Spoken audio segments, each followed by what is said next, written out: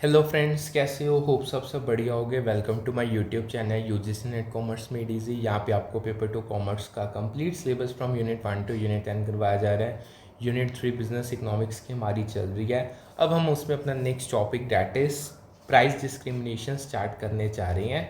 Students, चलो शुरू करते हैं प्राइस डिस्क्रिमिनेशन के साथ। ये सेक्शन प्राइस डिस्क्रिमिनेशन के कॉन्सेप्ट और उसके टाइप्स को इंट्रोड्यूस करेगा आपको, जो एक स्ट्रेटेजिक प्राइसिंग टेक्निक है।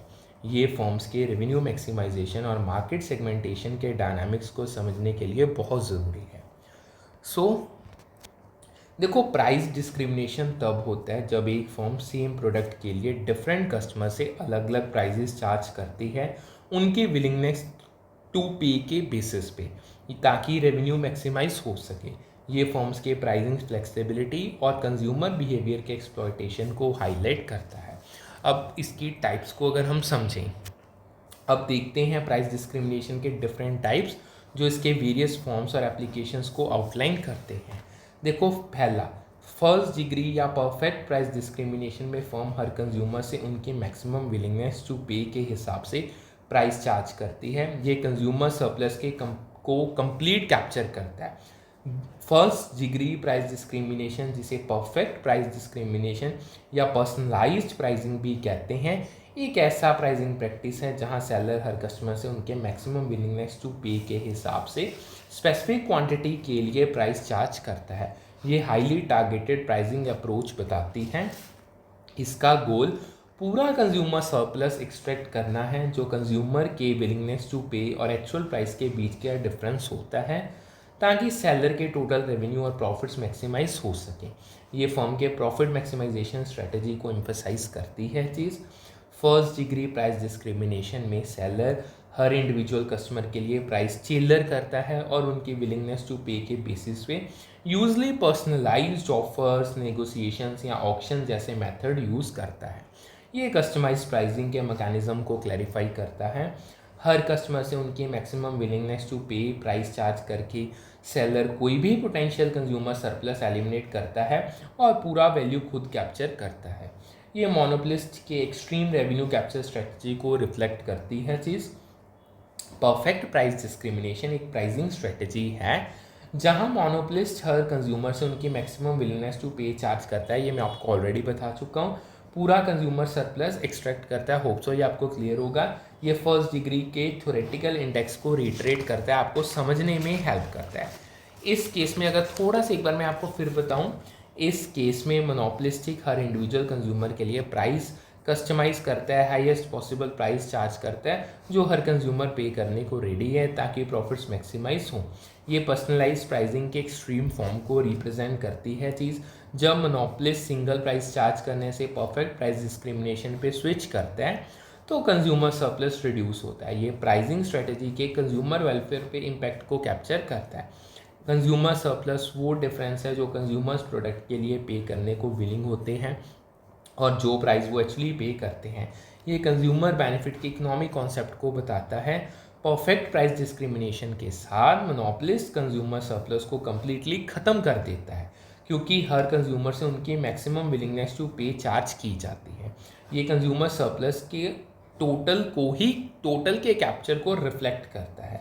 इससे कंज्यूमर्स ज़्यादा प्राइजेस पे करते हैं और कम सरप्लस ऑब्टेन करते हैं। ये परफेक्ट प्राइस डिस्क्रिमिनेशन के कंज्यूमर मार्केट इम्पैक्ट को समझाता है।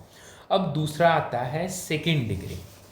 ये मैंने आपको इतना लंबा क्यों दो बारी करवाया है, ये बेसिकली प्रीवियस ईयर क्वेश्चन था। देखो, सेकेंड डिग्री प्राइस डिस्क्रिमिनेशन में फर्म क्वांटिटी या यूसेज के बेसिस पे प्राइजेस चार्ज करते हैं, जैसे बल्क डिस्काउंट्स। ये वॉल्यूम बेस्ड प्राइसिंग स्ट्रेटजी को रिफ्लेक्ट करता है। यही अगर हम थर्ड डिग्री प्राइस डिस्क्रिमिनेशन में की बात करें, उसमें फर्म डिफरेंट मार्केट सेगमेंट के लिए अलग अलग प्राइजेस चार्ज करती हैं, जैसे स्टूडेंट्स डिस्काउंट्स हो गए। ये मार्केट सेगमेंटेशन के प्राइसिंग अप्रोच को बताता है। डिफरेंट मार्केट फॉर्म्स के अंदर प्राइस डिटर्मिनेशन कंपटीशन के लेवल, मार्केट की पावर, प्रोडक्ट डिफरेंशिएशन और फर्म के प्राइस इन्फ्लुएंस करने की एबिलिटी को रिफ्लेक्ट करते हैं। ये प्राइसिंग स्ट्रेटजी के ब्रॉडर कॉन्टेक्स्ट को बताता है। इन डायनामिक्स को समझना बिजनेस के लिए इसेंशियल है, ताकि वो प्राइसिंग स्ट्रेटजीज फॉर्मुलेट कर सके। प्रॉफिटेबिलिटी ऑप्टिमाइज कर सकें और मार्केट कंडीशंस के रिस्पॉन्स में इफेक्टिवली एक्ट कर सकें। ये स्ट्रेटेजिक प्राइसिंग के प्रैक्टिकल इम्प्लीमेंटेशन और इम्पोर्टेंस को हर चीज़ हाईलाइट और एम्फसाइज करती है। अब इसके रिलेटेड अब थर्ड डिग्री के रिलेटेड एक क्वेश्चन है वो करवाने जा रहा हूँ। प्रीवियस ईयर क्वेश्चन देखो, एक इस फर्स्ट डिग्री का क्वेश्चन वेरी इंपॉर्टेंट और थर्ड डिग्री का भी वेरी इंपॉर्टेंट। अब देखते हैं price discrimination of third degree के सेक्शन को, जो थर्ड डिग्री प्राइस डिस्क्रिमिनेशन के स्पेसिफिक्स को एक्सप्लोर करेगा। ये मार्केट सेगमेंटेशन के प्राइसिंग डायनामिक्स को आपको क्लैरिफाई करेगा। देखो, सेम प्रोडक्ट के लिए डिफरेंट मार्केट्स में अलग अलग प्राइजेस चार्ज करना, जब तक लास्ट यूनिट सोल्ड का मार्जिनल रेवेन्यू हर मार्केट में प्रोडक्ट के मार्जिनल कॉस्ट के इक्वल ना हो जाए, ये थर्ड डिग्री प्राइस डिस्क्रिमिनेशन से डिटरमाइन होता है। ये प्रॉफिट मैक्सिमाइजेशन के कंडीशन को सेगमेंटेड मार्केट्स में अप्लाई करता है। थर्ड डिग्री प्राइस डिस्क्रिमिनेशन का मतलब है डिफरेंट ग्रुप्स या कस्टमर सेगमेंट्स के लिए उनकी विलिंगनेस टू पे के बेसिस पे अलग अलग प्राइजेस चार्ज करना। ये मार्केट सेगमेंटेशन के प्राइसिंग अप्रोच को हाईलाइट करता है। प्राइस डिस्क्रिमिनेशन एक जनरल टर्म है जो डिफरेंट कस्टमर्स या मार्केट्स के लिए अलग अलग प्राइजेस चार्ज करने के वेरियस फॉर्म्स को इनकम्पास करती है। ये प्राइसिंग स्ट्रेटजी के ब्रॉड स्कोप को रिफ्लेक्ट करता है। होप सो ये आपको समझ आ गया होगा। अब एक क्वेश्चन करने जा रही हैं, प्री रिक्वेसाइट्स ऑफ प्राइस डिस्क्रिमिनेशन, इसको अब हम करने जा रहे हैं। अब देखते हैं प्राइस डिस्क्रिमिनेशन के प्री रिक्वेसाइट, जो इसके सक्सेसफुल इम्प्लीमेंटेशन के लिए ज़रूरी कंडीशंस हैं। सबसे पहले फर्म के पास मोनोपोली पावर होना ज़रूरी है।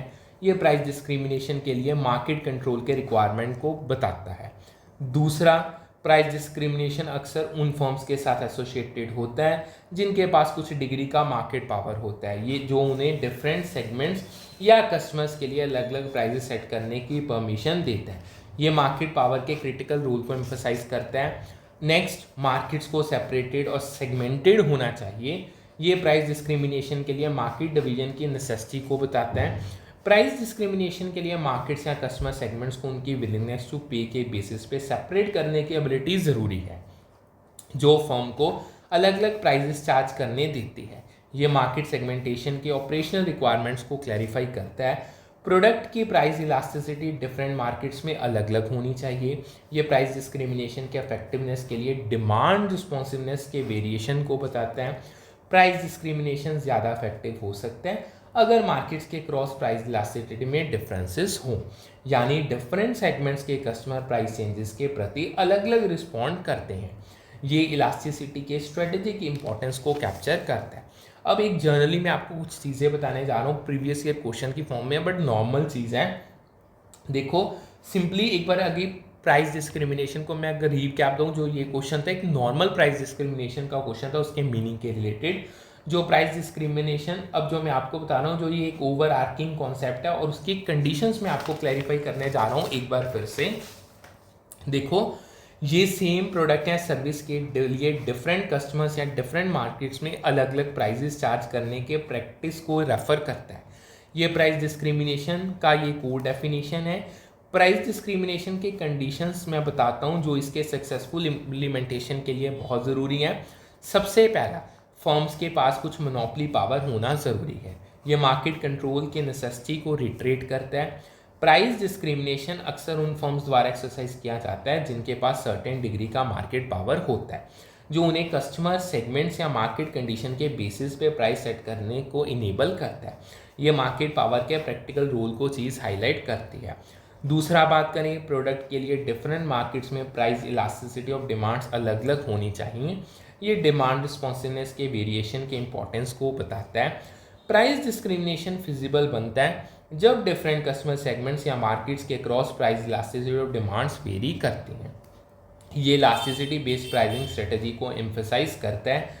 ये फर्म्स को डिफरेंट कस्टमर्स के विलिंगनेस टू पे के बेसिस पे अलग अलग प्राइजेस चार्ज करने देता है।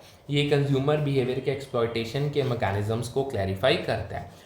तीसरे की बात करें, मार्केट को सेपरेबल या सेगमेंटेबल होना ज़रूरी है। ये मार्केट डिवीजन के स्ट्रक्चरल रिक्वायरमेंट बताते हैं। प्राइस डिस्क्रिमिनेशन के लिए मार्केट्स को ऐसे सेपरेट या सेगमेंट करने की एबिलिटी ज़रूरी है कि डिफरेंट प्राइस इलास्टिसिटी और डिमांड वाले कस्टमर्स को आइडेंटिटी यानी different price elasticity of demand वाले कस्टमर्स को आइडेंटिफाई और सेपरेटली टारगेट किया जा सके। ये सेगमेंटेशन के ऑपरेशनल डायनामिक्स के लिए इंपॉर्टेंट है। असल में प्राइस डिस्क्रिमिनेशन अक्सर उन फर्म्स के साथ एसोसिएटेड होता है जो मार्केट में कुछ लेवल का कंट्रोल या मोनोपोली पावर मेंटेन करते हैं।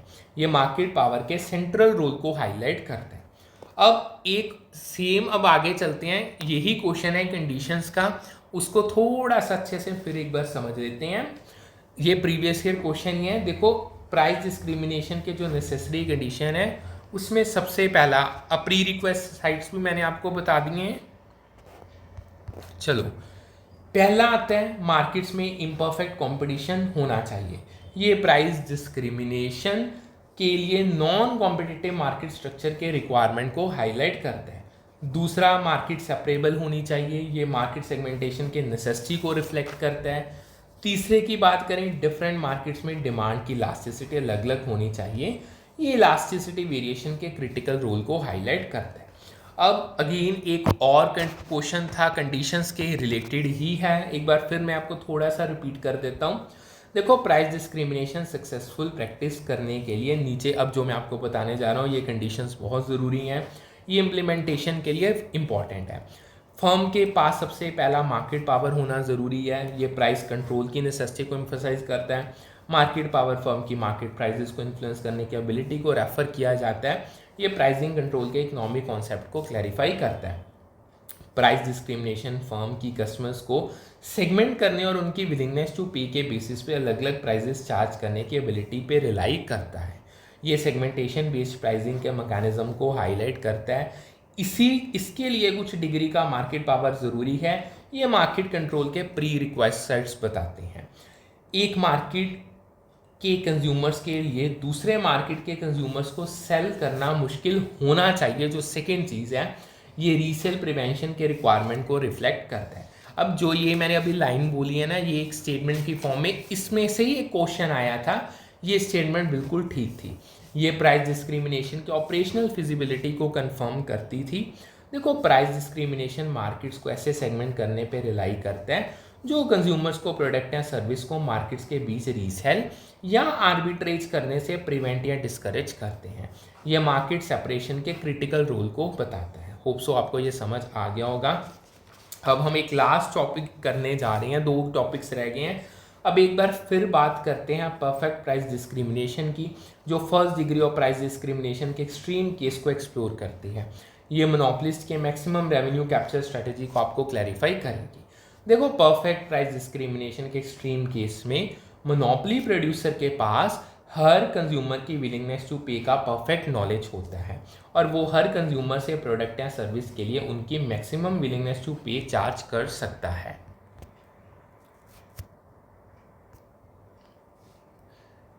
यहाँ पे ना आप ये खोल दो, ठीक है जी।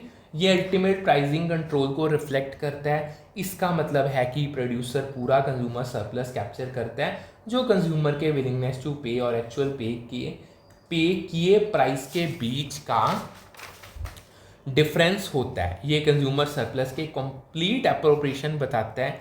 इसके रिजल्ट में कोई कंज्यूमर सरप्लस रिमेनिंग नहीं रहता और ये सब मोनोपोली प्रोड्यूसर के पास जाता है। ये परफेक्ट प्राइस डिस्क्रिमिनेशन के एक्सट्रीम आउटकम को कैप्चर करता है। अब एक बार फिर आपको कंडीशंस एंड स्ट्रेटजीज हाईलाइट कर देता हूँ। देखो, जो प्राइस डिस्क्रिमिनेशन की इम्प्लीमेंटेशन और स्ट्रेटजीज बहुत जो इंपॉर्टेंट है, मैं एक बार फिर बता देता हूँ। कंडीशंस को अब हम ज़्यादा डिटेल में नहीं करेंगे, बेसिकली हमने करनी है जस्ट स्ट्रेटजीज। कंडीशंस को हम ऑलरेडी 2 बार कर चुके हैं। देखो, कंडीशंस को एक बार 1 मिनट में बता देता हूँ। वही है, मार्केट पावर का होना बहुत ज़रूरी है, सेगमेंट्स आप बना सको, या तीसरा सेगमेंट्स के बीच रीसेल अवॉइड करनी है। यही बारी बारी पूछी जाती हैं। स्ट्रेटजीज पे आओ। देखो, स्ट्रेटजीज प्राइस डिस्क्रिमिनेशन के प्रैक्टिकल इम्प्लीमेंटेशन की अप्रोचेस को बताती हैं। इसमें सबसे पहला डिमांड इलास्टिसिटी का एनालिसिस करके प्राइजेस सेट करना, ये प्राइसिंग स्ट्रेटजी के डाटा ड्रिवन अप्रोच को बताता है। दूसरा, डाटा एनालिटिक्स का यूज़ करके कंज्यूमर सेगमेंट्स आइडेंटिफाई करना, ये स्ट्रेटजी चाहिए। ये मॉडर्न टेक्नोलॉजी के रूल को प्राइस डिस्क्रिमिनेशन में हाईलाइट करती है।